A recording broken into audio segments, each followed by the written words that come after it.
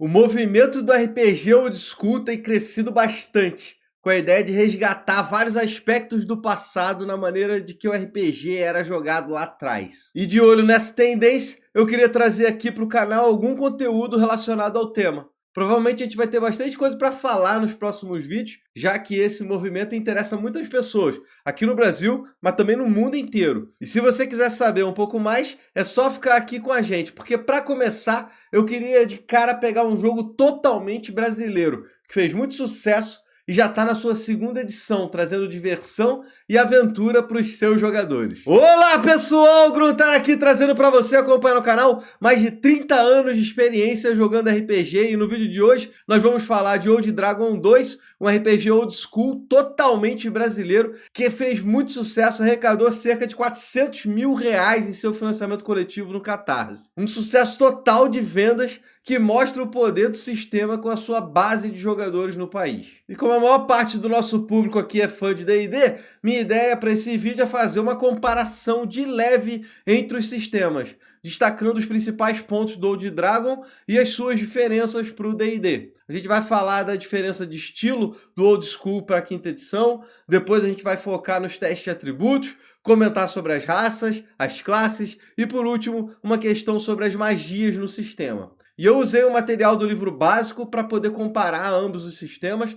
Logo de cara, se você achar que eu deixei de abordar alguma diferença muito importante, por favor, deixa aqui embaixo nos comentários, que se a galera se interessar, eu posso me aprofundar um pouco mais e aí trazer novos vídeos pra frente. Deixa eu só falar rapidamente sobre o pessoal do Chaipeco Maps. Cara, eles têm um acervo absurdo, muito maneiro. São mais de 4.000 mapas disponíveis pra galera que apoia eles. E esses mapas variam muito, desde aquele simples, basicão que você precisa para toda aventura, até uns muito diferentes que podem te inspirar para montar suas cenas de combate. Os mapas podem vir ainda em versões diferentes, tipo de dia, de noite, sem contar alguns que são animados, dando ainda mais imersão para os seus jogadores de RPG. Cola lá no Patreon deles, que vale muito a pena. É um material que você pega, vai servir para você para o resto da sua vida. Chaipeco Maps, eu recomendo demais, os caras são top. Então aqui, ó, vamos dar-lhe, começando com a diferença entre estilos de jogo. Eu diria que lá, talvez no final da segunda edição,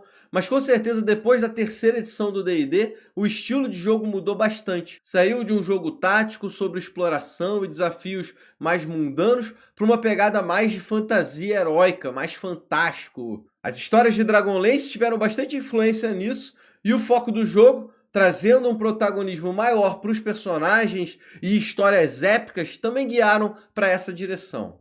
É claro que depende da mesa, mas em grande parte o que a gente tem hoje em dia no D&D quinta edição é um jogo focado em campanhas de fantasias que colocam os personagens como grandes protagonistas de grandes aventuras. Aquele estilão Senhor dos Anéis. Já o movimento Old School e, consequentemente, o Old Dragon 2 tem o foco e o tema do jogo bem diferentes, resgatando os primórdios do D&D, quando o jogo se tratava muito mais de sobreviver a desafios mortais com a astúcia dos jogadores do que com o poder das fichas dos personagens. E nesse sentido, o Old Dragon 2 oferece uma simplicidade que resgata a nostalgia dos RPGs clássicos, com regras simples e concisas que abrem lacunas para serem preenchidas pelo mestre e pelos jogadores. Para explicar melhor e dar um exemplo um pouco mais concreto, vamos falar de uma exploração, como se os aventureiros tivessem um templo procurando por passagens secretas. Em um jogo moderno, os jogadores falam para o mestre: estamos procurando passagens secretas. E aí o mestre vai solicitar um cheque de percepção e a atenção fica ali basicamente na rolagem de dados, para ver se ela é bem sucedida ou não. Já no Old Dragon, procurar uma passagem secreta é algo muito mais variado, principalmente na responsabilidade do jogador em descrever suas ações para que ele possa ser bem sucedido, observando e experimentando o ambiente ao seu redor. O que ele vai apertar, onde ele vai tocar, o que exatamente ele busca, o que ele exatamente faz para desvendar o segredo, o mistério de uma passagem escondida. A atenção está na história e nas ações do jogador, não simplesmente na rolagem de dados e na ficha. E ó, para a gente fechar essa comparação meio simplificada entre jogos old school e jogos modernos, é preciso falar dos desafios do mundo. Em Old Dragon, os personagens não serão fortes como super-heróis logo de cara. Aquele primeiro nível é complicado e é normal os jogadores terem dificuldade. A morte bate à sua porta o tempo todo. O mestre não tem essa premissa de balancear o jogo nos combates. Ele pode simplesmente criar o desafio, criar o mundo, colocar as coisas ali em volta e cabe aos jogadores solucionar esses desafios ou então abandoná-los, por enquanto. Esse sentimento de dificuldade, mas também de grande recompensa se você conseguir sobreviver, é bem intrínseco ao Old School. Mas vamos agora falar da segunda grande diferença entre D&D Quinta Edição e Old Dragon 2. Vamos falar das perícias e testes de atributo. E aqui tudo é muito discrepante entre os sistemas. No D&D Quinta Edição, você resolve a maior parte das ações dentro do jogo com perícias específicas, desde tarefas físicas, como atletismo ou acrobacia, até investigações ou atuações. E aí o jogador ainda tem os bônus da sua proficiência, se for treinado, os bônus do atributo, vai naquele esquema de soma tudo e vê se bate o número-alvo proposto pelo mestre. No Old Dragon a coisa muda completamente. Os atributos são os mesmos. Força, destreza, constituição, sabedoria, inteligência, carisma. Só que eles podem variar de 3 até 18. E esse valor é responsável diretamente pelo sucesso ou falha nos testes. Na hora de fazer um teste, o jogador rola o D20 e precisa ter um resultado menor que o valor do seu atributo. Então, se um jogador tem força 16 e está tentando dobrar uma barra de ferro, o mestre pode pedir um teste de atributo baseado na força e o jogador tem que rolar o D20 e precisa tirar 16 ou menos para ser bem sucedido nesse teste. E aí eu sei que esse sistema pode tiltar completamente a cabeça do jogador de D&D, já que nesse caso, quanto menos no D20, melhor. É bem diferente aí, é bem o contrário do que você busca. Inclusive, parece que o resultado de 20 no dado é sempre uma falha e o resultado de 1 é sempre um acerto. Será que eu achei aí o meu sistema? Ter tirar com 1 para poder ser bem sucedido? Mas vamos embora falar sobre as raças disponíveis no jogo. O Old Dragon 2 mira na simplicidade e resgata aquele sentimento antigo do jogo de RPG. São 4 principais raças jogáveis. Quem é fã do Senhor dos Anéis vai sentir aí uma semelhança na party. A gente tem os humanos, que são os mais comuns e versáteis, e isso aí é refletido com 10% a mais de experiência que eles recebem. Tem também os elfos, que são misteriosos e graciosos. Suas habilidades incluem uma percepção aumentada. Inclusive eu lembro que tinha isso antigamente no próprio D&D. Os elfos são capazes de sentir uma passagem secreta, uma porta secreta, mesmo que ele não esteja procurando por isso. Aí vem os parrudos anões, outra raça clássica, a raça mais legal de qualquer RPG.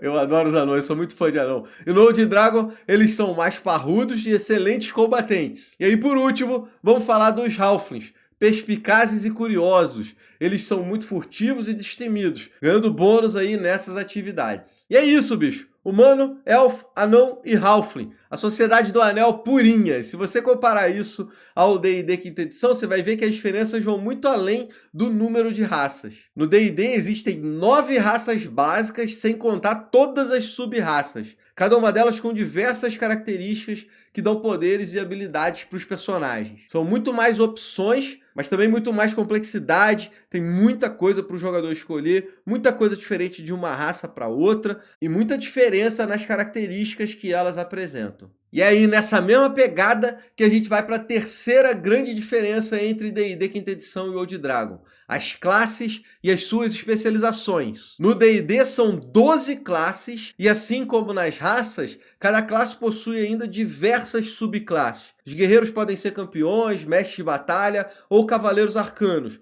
e assim por diante com cada uma das escolhas. No Old Dragon a coisa toda é muito mais simples. As classes principais são guerreiro, clérigo, ladrão e mago. Mas você pode se aprofundar nesses aspectos escolhendo a qualquer momento da vida do seu personagem uma especialização. Isso significa que você passa a necessitar de mais experiência para passar de nível, mas em compensação ganha novas habilidades específicas dessa subclasse que você escolheu. Ou seja, você pode ser um guerreiro padrão e evoluir mais rapidamente, ou então se especializar como bárbaro ou paladino, ganhando novas habilidades. Já o clérigo vai ter o seu caminho padrão ou pode se especializar em druida ou acadêmico. A classe de ladrão tem também 2 especializações, ranger e bardo, para dar novas habilidades ao seu jogador. E por último, o mago, o implacável mago, nem tanto assim no Old Dragon, pode seguir além da sua classe normal para caminhos de ilusionista ou necromante. E aí outras características do sistema têm suas peculiaridades,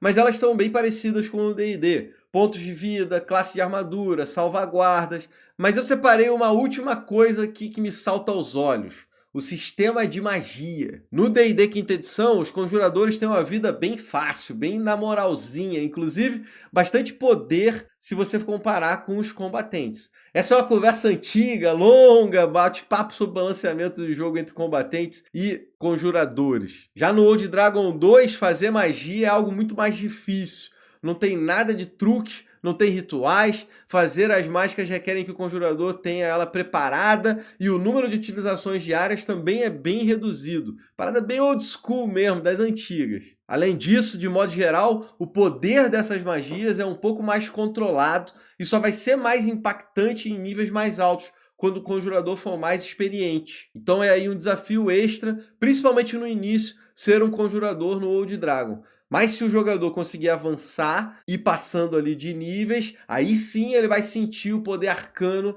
e divino realmente florescendo. E é isso, meus amigos. Um pouco do sistema brasileiro de RPG Old Dragon 2ª edição aqui para vocês, com toda a sua simplicidade, resgatando o estilo old school de se jogar RPG. Como eu falei no início, se eu deixei de falar algo importante, por favor, coloca aqui embaixo nos comentários. Se você é fã do sistema, me diz se você curtiu essa pequena comparação. E se você quer saber mais sobre Old Dragon ou sistemas old school, também coloca aqui embaixo para a gente poder ir trocando essa ideia e eu saber o quanto o público do canal gosta desse assunto. Esse vídeo ainda não acabou, eu queria agradecer ao Mercado RPG pela parceria que eles têm aqui com a gente. Eles são uma loja com tudo o que você precisa de acessórios de RPG aí para o seu jogo. Se você precisa de conjunto de dados, eles têm um monte. Miniaturas, eles têm. Grid de batalha para as miniaturas? Tem também. Tinta para pintar a miniatura? Com certeza. Tudo isso e muito mais acessórios para o seu RPG. Cola lá no link que eu vou deixar aqui embaixo sempre. A loja deles é sensacional, entrega em todo o Brasil. Fica de olho, porque vale muito a pena. Não tem loja melhor de acessório de RPG hoje em dia no Brasil. Se você é novo aqui no canal, a gente tem diversos conteúdos de RPG. Desde notícias e reviews até campanhas inteiras que a gente joga e grava para você poder assistir. Elas estão atualmente num formato editadinho, bonitinho, tem uma introdução, explica um pouquinho, tem o próprio jogo, depois vem o pensamento do mestre, o que eu tinha em mente quando eu fiz aquela aventura, o que eu tive que improvisar. A parada tá com um formato muito maneiro, passa bem rápido, você assiste o episódio ali numa boa, então fica ligado, vê os outros vídeos que vai ser muita moral. Eu também tenho stream e faço lá na Twitch RPGs, outros jogos. Cola com a gente também se você quiser ver durante a semana um joguinho ali à noite. A gente troca uma ideia, você pode fazer alguma pergunta. Tem todo esse ecossistema aí de stream e o conteúdo aqui do canal. E se você quiser apoiar o meu financiamento coletivo, tem um monte de vantagens para você. Um monte de material para te ajudar nos jogos, desde tokens e mapas, até umas figuras exclusivas para as ambientações, para você poder mostrar para os seus jogadores. Vou deixar todos os links aqui embaixo, na moralzinha, para você dar uma olhada e apoiar o canal. Isso ajuda demais na criação de conteúdo e sem isso seria impossível estar aqui fazendo esse trabalho. Vou fazer o seguinte, ó, vou deixar aqui em cima, do lado, uma série que eu tenho, Narrando como Mestre, para poder ajudar os mestres de RPG. Tem umas dicas cruciais para você poder fazer esse trabalho, essa atividade de mestrar para os seus amigos de maneira bem legal, bem satisfatória, bem tranquila, que você vai ficar com certeza muito feliz. Só clicar aqui em cima para você colar lá no Narrando como Mestre e acompanhar a gente ficar juntinho no YouTube. Eu quero agradecer demais a sua moral, a sua presença, o seu carinho. Vamos trocando uma ideia aqui nos comentários e eu vou deixando para você aquele meu grande abraço. Valeu!